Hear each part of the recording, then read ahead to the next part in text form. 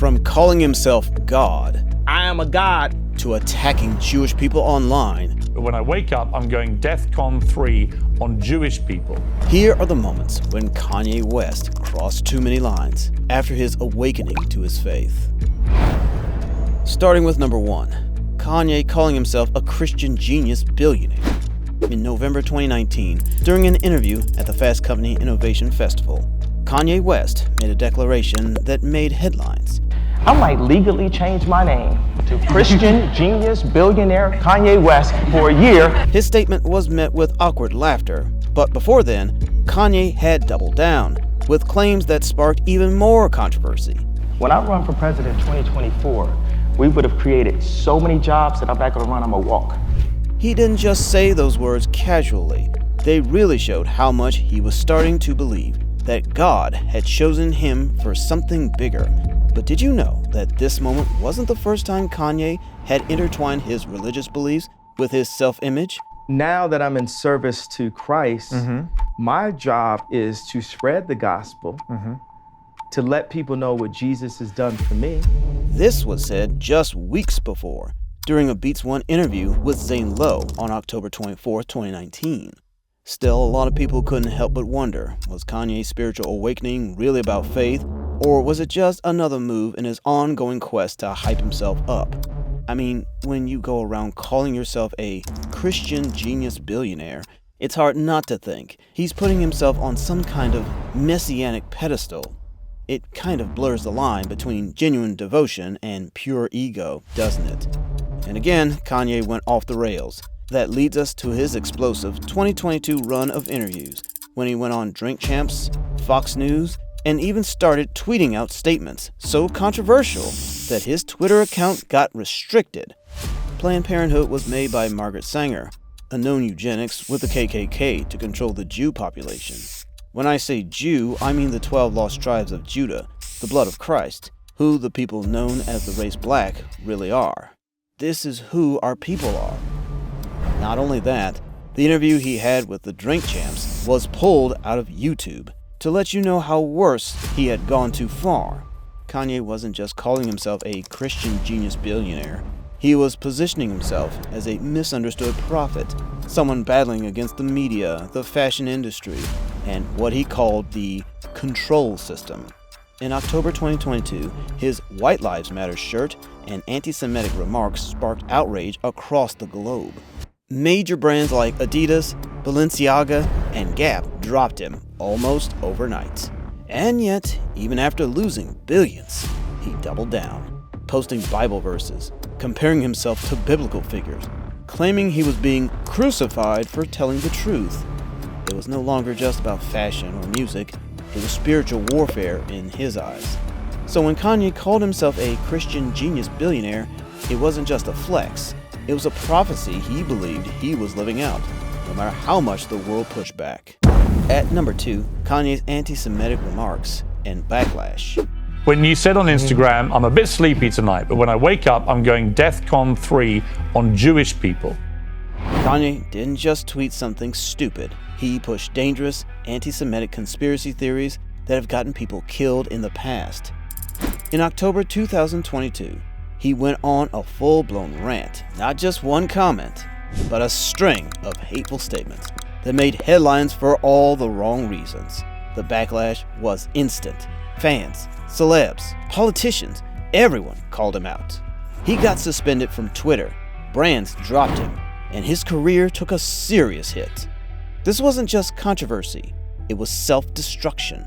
Later, in an appearance on Piers Morgan Uncensored on October 17, 2022, Kanye defended his statement by claiming, I've been wronged so many times by Jewish businessmen. Kanye doubled down on these claims despite public figures like Rabbi Abraham Cooper, Associate Dean of the Simon Wiesenthal Center, condemning the remarks as unequivocally anti-Semitic. This statement was seen by many as not only an attack on the Jewish community, but also as a failure to acknowledge the role of systemic oppression and bigotry in shaping both public perception and historical narratives. Number 3. When Kanye released Yeezus and I Am a God. Fans and critics were shocked to hear confrontational lyrics in his album. I Am a God stands out as one of the most controversial tracks on the album, as Kanye declares, I am a god. Hurry up with my damn massage. Hurry up with my damn menage. Get the Porsche out the damn garage. In interviews leading up to the album's release, Kanye repeatedly emphasized that Yeezus was a reflection of his spiritual journey, and I Am a God was a culmination of that. He described the song as an exploration of the internal struggle between humility and self-empowerment. In an interview, Kanye explained, When someone comes up and says something like, I am a God, everybody says, who does he think he is? I just told you who I thought I was, a God. I just told you. That's who I think I am. So this comment was basically Kanye clearing the air about what he meant with the title and lyrics of the track. Did he mean humans are divine, were capable of doing incredible things or other things? Or should we say Kanye is just being Kanye? That is, bold, confident, and totally owning his artistic vision? For so many people in this religion, Kanye crossed the line, and they see him as being narcissistic or even blasphemous. Number 4. Kanye's Jesus is King album. This album stirred controversy, showing how Kanye might have misunderstood parts of his faith. It mixed gospel sounds with his usual rap style, especially in tracks like Selah and Follow God. Won't be in bondage to any man. John 8:33. We the descendants of Abraham. Which reflects his attempt to explore his relationship with religion. In an interview with Zane Lowe for Beats One Radio in September 2019, Kanye revealed the motivation behind the album. I have some visions, but the more that I'm in service to God, I just clear my head and just wake up more empty. As it seems to be, it was a big shift for Kanye's usual focus on fame and success. Here he was talking about Jesus, but did he maintain that? Yes, he was serious about sharing Christian messages through his music. What changed? I know you are confused like I am by the change. And again, coupled with that, Kanye introduced Sunday service as a genuine spiritual awakening. All of that arrogance and confidence and cockiness that y'all seen me use before, God is now using for him. Critics felt that Kanye went too far by simply using religion to further his brand and solidify his place in the cultural zeitgeist. Let's examine what is so wrong about. Number 5. Kanye's controversial Sunday service gatherings.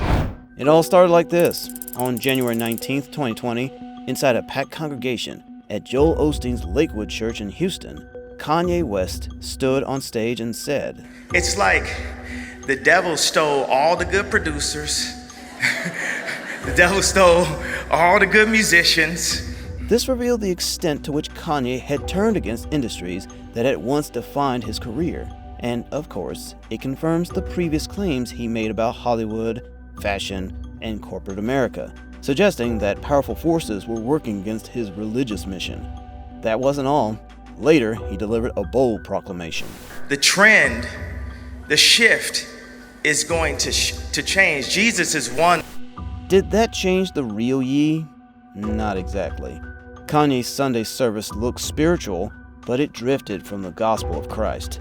It mixed gospel music with celebrity hype and over-the-top worship shows. That raised some red flags. Each week, he hosted events where a choir sang remixed versions of his songs, like Ultralight Beam and Jesus Walks, with a religious twist. But instead of pointing people to Jesus, it often felt more like a spotlight on Kanye. I can walk on water, 1,000 miles from shore. Isn't that crossing the line? What started as a small, soulful gathering turned into a massive show.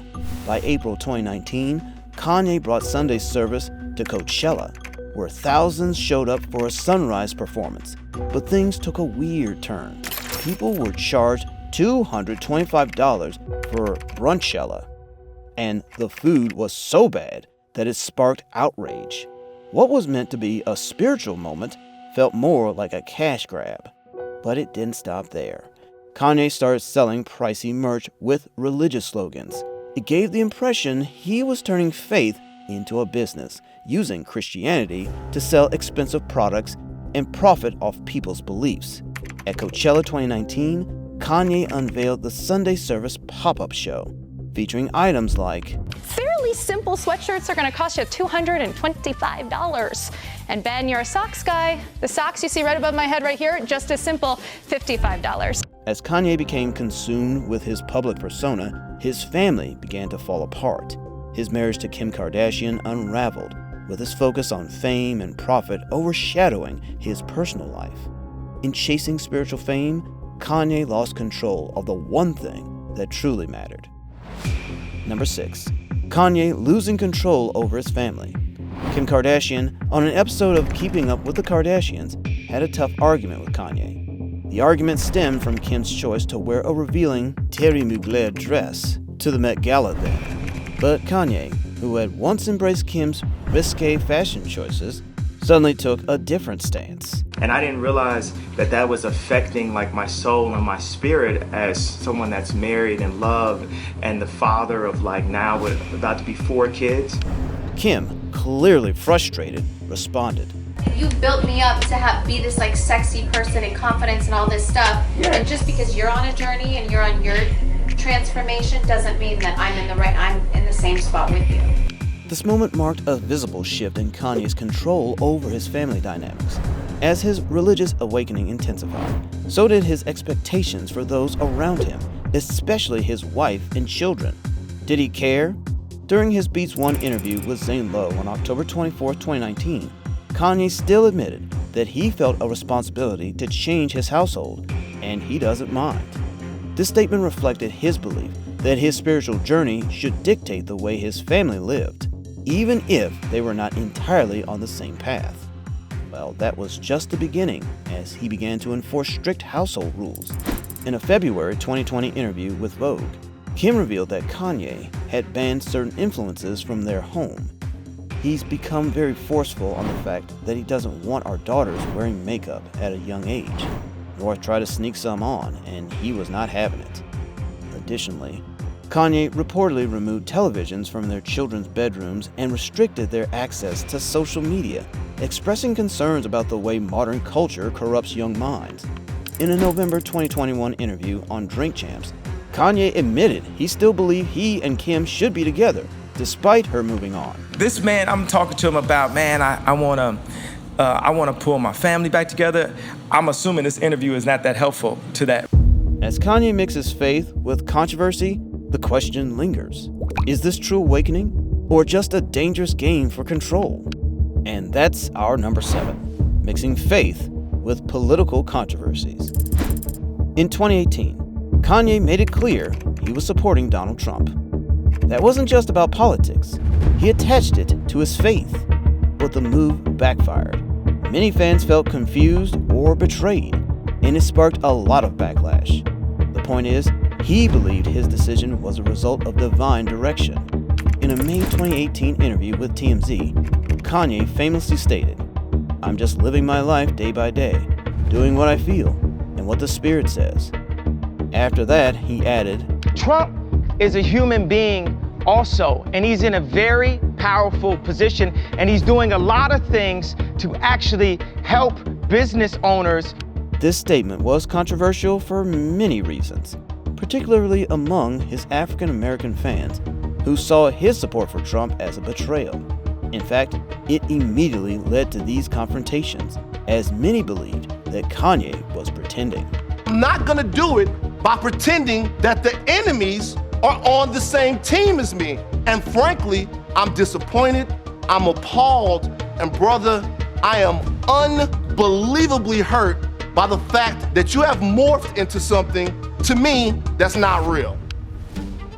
Kanye West's spiritual journey has taken unsettling turns, from boldly declaring himself a Christian genius billionaire to the shocking arrogance of Yeezus and the firestorm of his anti-Semitic remarks. Each moment has blurred the line between faith and fame. As Kanye continues to push boundaries, one question remains. Is this a genuine awakening? Or has he crossed the line into something darker, using spirituality to fuel his fame and ego?